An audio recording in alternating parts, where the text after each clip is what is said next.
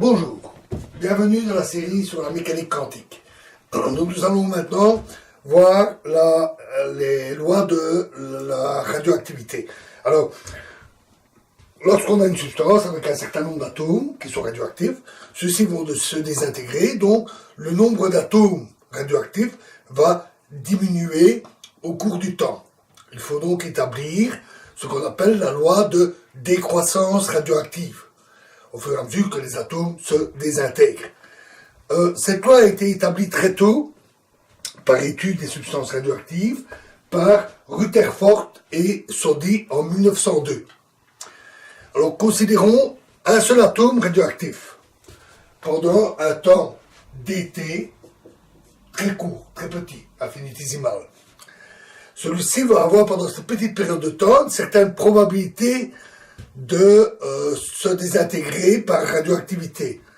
Et cette probabilité va être donnée par une certaine grandeur, lambda, fois dt.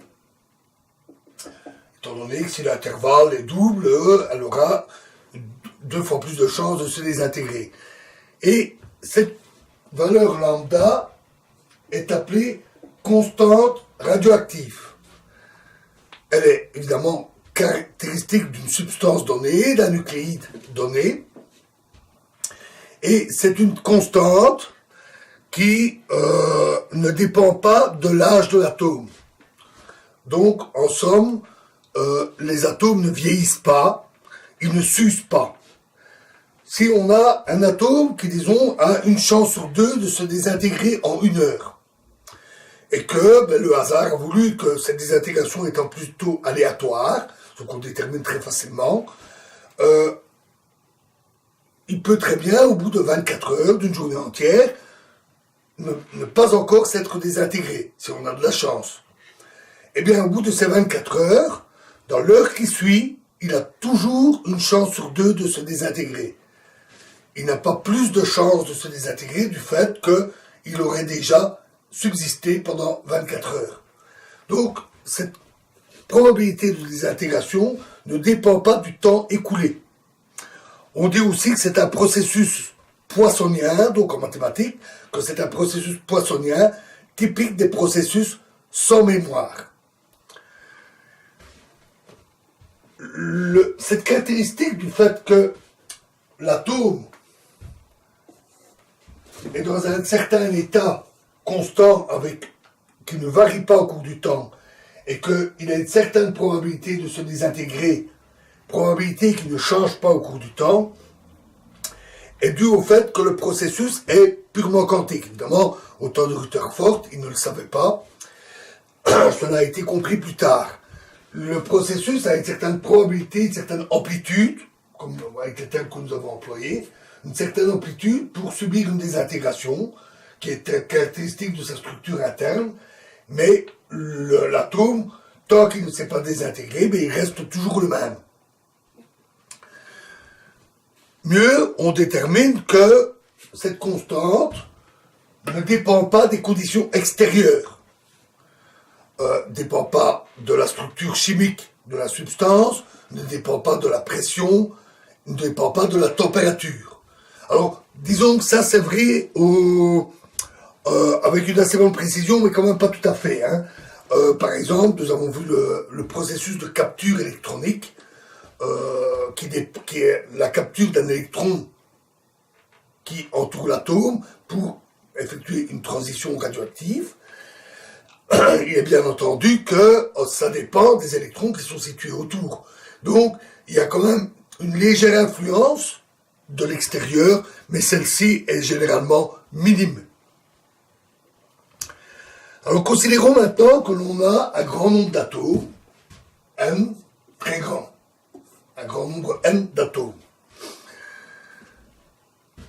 et que l'on considère le temps qui passe de l'instant t à une fraction de seconde plus tard, t plus dt, toujours très petit. Le nombre d'atomes qui va se désintégrer pendant cette période est purement donné par la loi statistique, puisque la probabilité des intégrations est lambda t d'un atome. le nombre d'atomes qui vont se désintégrer pendant cette période sera n lambda dt. Ce nombre est statistique, puisque c'est un phénomène probabiliste, mais si on a un grand nombre d'atomes, ce chiffre est correct, on a n lambda dt d'atomes qui vont se désintégrer.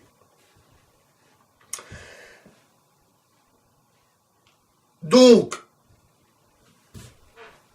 la variation des n d'atomes, petite variation du nombre d'atomes, sera moins cette valeur-là, puisque le nombre d'atomes diminue au cours du temps.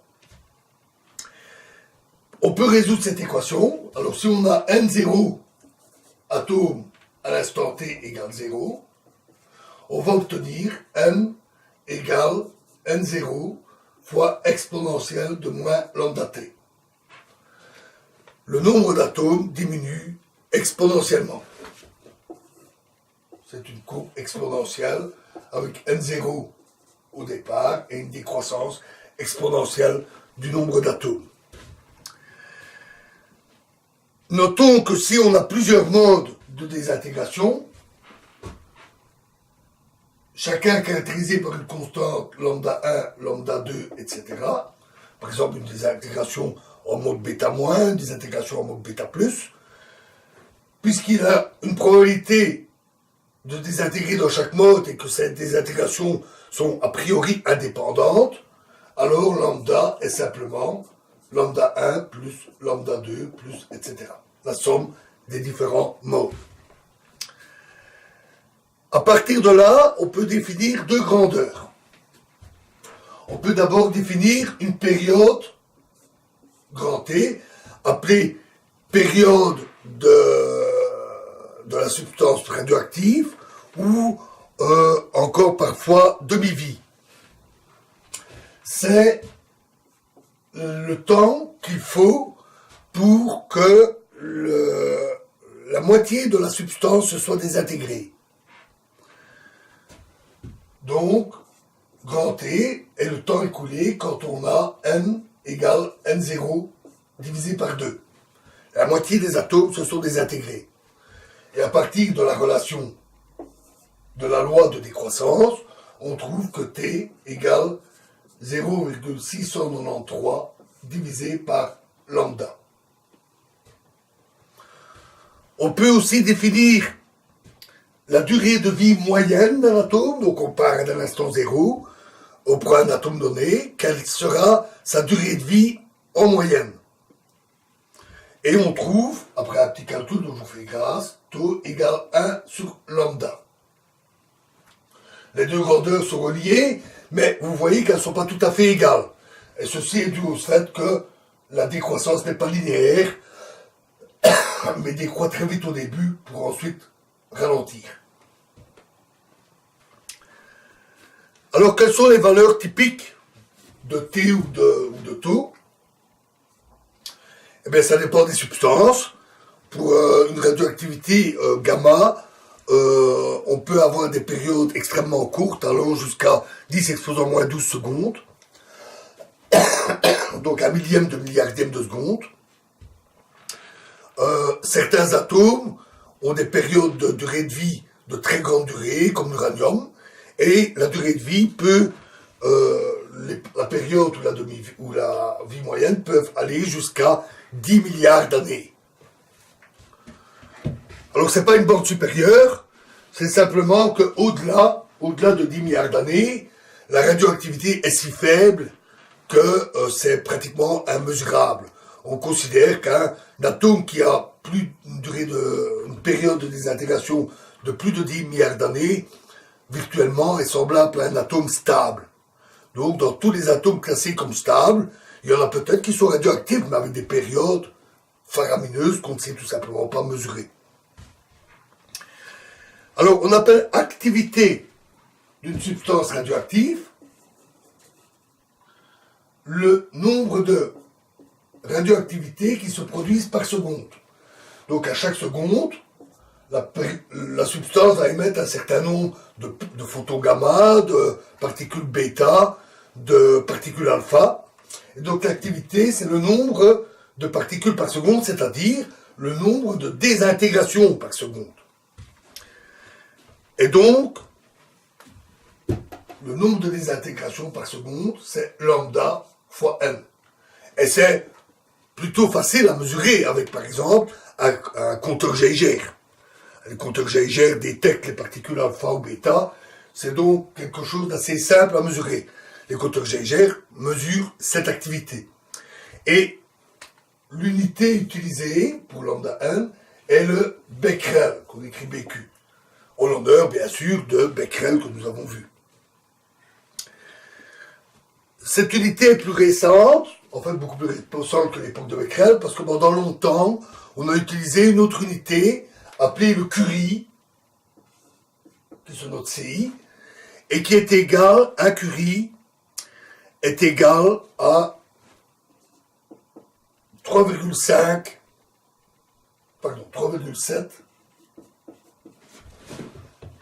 fois 10 exposant 10 Becquerel, donc 37 milliards de Becquerel. Alors, pourquoi changer? Au début, pendant longtemps, le Curie a été défini comme l'activité d'1 gramme de radium-226. Actuellement, on préfère des choses plus rigoureuses, à savoir le nombre exact de particules radioactives émises par la substance. Mais il est utile de connaître cette unité, le Curie, parce qu'on la rencontre encore souvent. Elle est même encore utilisée, même si l'unité officielle est le Becquerel.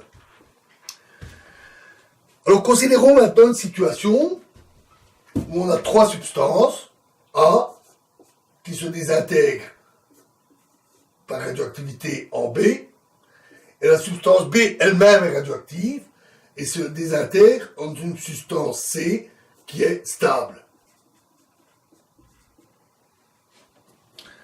On va considérer que la première substance a une constante radioactive lambda A, et la deuxième substance a une constante radioactive lambda B. Et on part de la situation où on a A0 atomes au départ, et où on a B0 égale 0, c'est-à-dire qu'on a une substance A pure au départ. Dans ce cas, la variation de B au cours du temps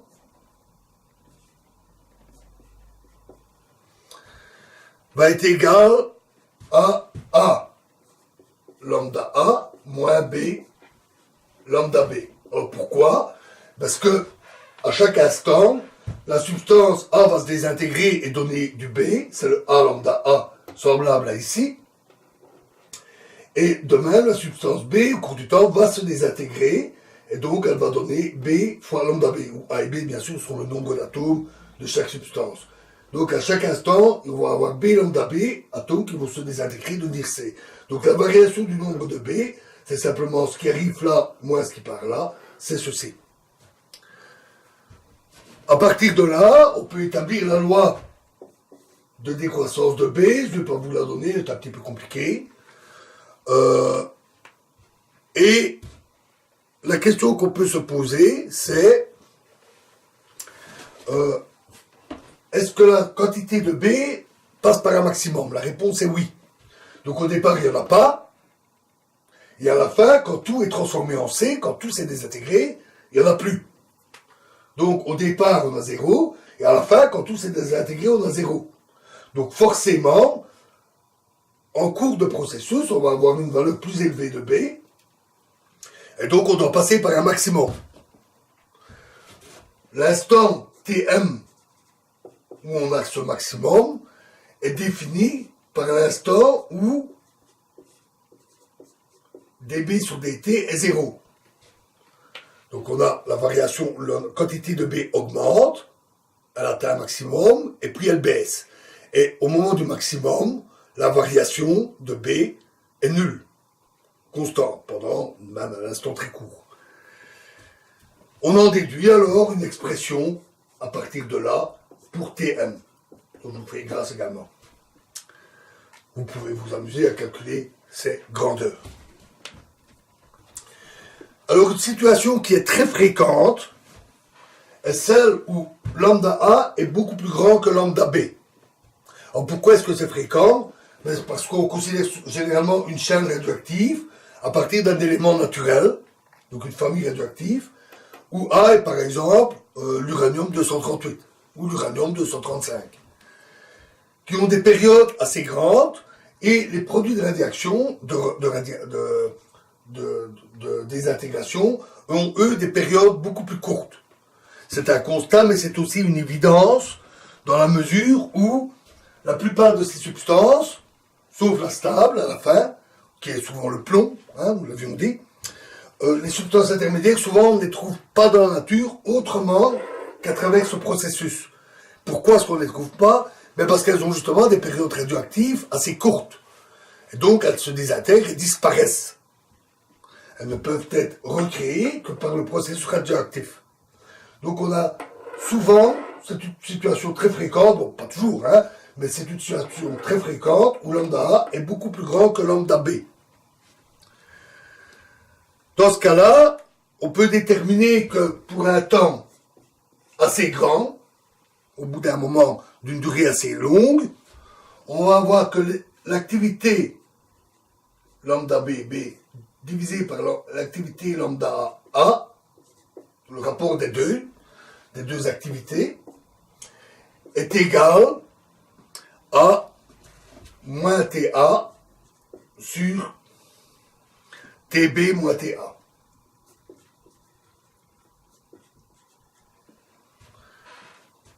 Et donc, c'est une constante qu'on appelle la constante d'équilibre radioactif. Donc, pour une substance qui a une longue période, comme l'uranium, la quantité de B, l'activité de désintégration de A et de B, au bout d'un certain temps, ou disons quelques millions d'années, les activités prennent un rapport constant au cours du temps. Toutes ces relations sont très utiles pour l'étude des substances radioactives et elles peuvent se généraliser au cas où C n'est pas stable et lui-même se désintègre en D, etc. Donc on peut généraliser ces relations à des situations beaucoup plus complexes. C'est très utile en physique et surtout, par exemple, en géologie ou en paléontologie, on a besoin de dater des échantillons. Donc qu'est-ce qu'on fait? On prend une substance, une pierre qu'on ramasse, dans laquelle il y a des traces plus ou moins importantes de substances radioactives. On en trouve fréquemment, même dans le granit. Le granit contient une toute petite quantité de particules radioactives. Donc on étudie les proportions des différents éléments, et en utilisant ces relations, on peut alors déterminer l'âge de l'échantillon de la roche, c'est-à-dire l'époque où la roche s'est formée, donnant une substance A presque pure au départ, et puis qui va commencer à se dégrader au cours du temps par radioactivité. On peut ainsi, en étudiant différents atomes qui ont différentes périodes, on a le choix, ça va de 10-12 à 10 milliards d'années, 10-12 secondes à 10 milliards d'années. Donc on peut dater des échantillons de roches allant jusqu'à quelques milliards d'années, avec des précisions qui ne sont pas très mauvaises. Ça peut aller des précisions bien inférieures au dixième de pourcent. Donc on peut avoir des mesures très précises. Alors j'en avais déjà parlé, le carbone 14. Le carbone 14 se forme dans la haute atmosphère.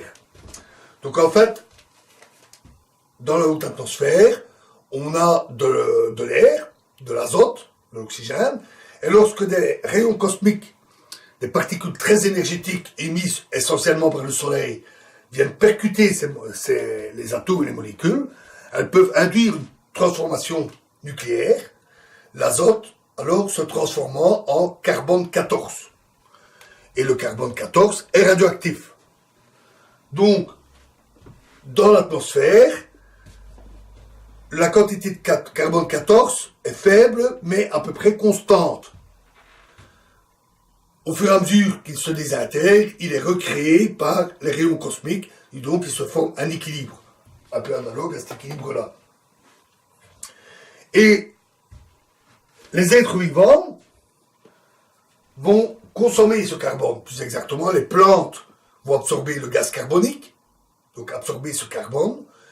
Le carbone des plantes va être consommé par les animaux, comme nous, et il y a une certaine proportion de carbone 14. Et comme nous respirons, nous rejetons du gaz carbonique, nous consommons du carbone en permanence, il se forme un équilibre, et nous avons dans notre corps à peu près la même proportion de carbone 14 radioactif et de carbone 12 stable que celui que l'on peut trouver dans l'atmosphère. Et ça reste constant tout au long de notre vie. Et puis un jour, nous décédons. Nous mourons, ou une plante, un arbre meurt, se retrouve enterré et fossilisé. Et à ce moment-là, il n'échange plus de carbone avec l'atmosphère. Le tronc d'arbre va rester mort, et au cours du temps, le carbone 14 qui est dedans se désintègre petit à petit. Donc, en prenant un échantillon de la substance, végétale ou animale, en général végétale, on va mesurer les quantités de carbone 12 et de carbone 14, donc il faut être précis, et c'est souvent des quantités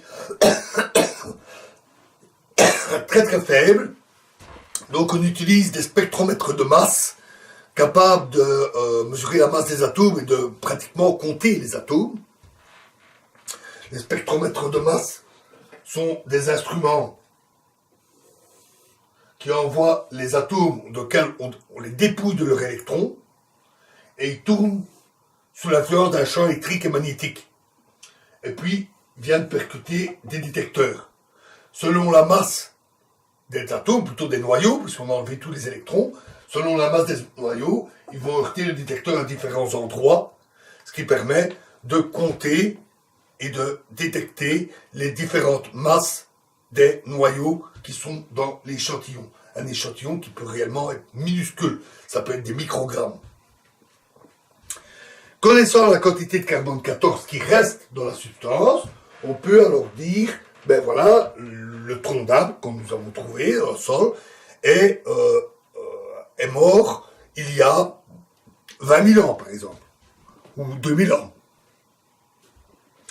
Cette méthode est précise, mais ne marche que sur une certaine période, parce que le carbone 14 n'a pas une durée de vie infinie, et alors il y a une certaine précision dans la mesure. Donc, grosso modo, on peut remonter de quelques siècles à environ 100 000 ans, qui est à peu près le maximum, dans le passé. Au-delà, il faut utiliser d'autres méthodes, d'autres substances radioactives. Mais pour les substances vivantes, c'est très pratique parce que ça donne une mesure directe. C'est donc utile. Alors, cette mesure n'est pas tout à fait juste, parce que je vous ai dit, la quantité de carbone 14 reste constante, en fait, dans l'atmosphère, mais en fait, c'est pas tout à fait vrai. Parce qu'elle dépend des rayons cosmiques, et donc elle dépend de l'activité du Soleil. Et l'activité du Soleil varie au cours du temps. Il fluctue avec un cycle d'environ 11 ans, et en plus, parfois il baisse, parfois il monte, c'est pas très très stable. Et donc, la quantité de carbone 14 va en dépendre et varie au cours du temps. Donc, il faut calibrer cette méthode. Et pour calibrer la méthode, on a utilisé une autre méthode de datation, à savoir les cernes des arbres. En comptant ce qu'on appelle la dendrochronologie, qui mesure le nombre de cernes dans les troncs, puisque à chaque année, dans les pays à variation saisonnière, bien sûr pas à l'équateur, dans les pays tempérés par exemple, chaque année, l'arbre forme une nouvelle couche et autour du tronc, dans la couche de croissance au niveau du liège, au niveau de l'écorce, Et donc, en coupant une tranche de l'arbre, on observe les anneaux, les cernes, et en les comptant, on peut dire, tiens, cet arbre avait tel âge, est mort à tel âge. En utilisant ce genre de relation et de proche en proche, parce que les arbres peuvent vivre longtemps, ils peuvent vivre des siècles et des siècles, en utilisant de proche en proche, on a pu ainsi dater de manière exacte des échantillons sur des périodes d'environ 100 000 ans. Et donc, après, en comparant au carbone 14, on a pu dire, ah ben voilà, à cette époque-là, il y avait telle proportion de carbone 14. Donc, on a pu calibrer la méthode, et à partir d'un petit échantillon, où on ne voit pas les cernes, ou un échantillon qui n'est pas d'un arbre, qui est d'une plante quelconque, ou d'un animal, on peut alors, par carbone 14, et cette méthode qui a calibré, avoir une précision, une grande précision, des précisions de l'ordre de quelques siècles, sur une période totale d'environ 100 000 ans. C'est donc une méthode très pratique et très utilisée en paléontologie. Voilà pour les lois sur la radioactivité. Alors, dans la prochaine vidéo, nous allons attaquer la radioactivité elle-même, à savoir quels sont les processus qui provoquent la radioactivité, et nous commencerons par la modélisation de la radioactivité alpha. Je vous remercie.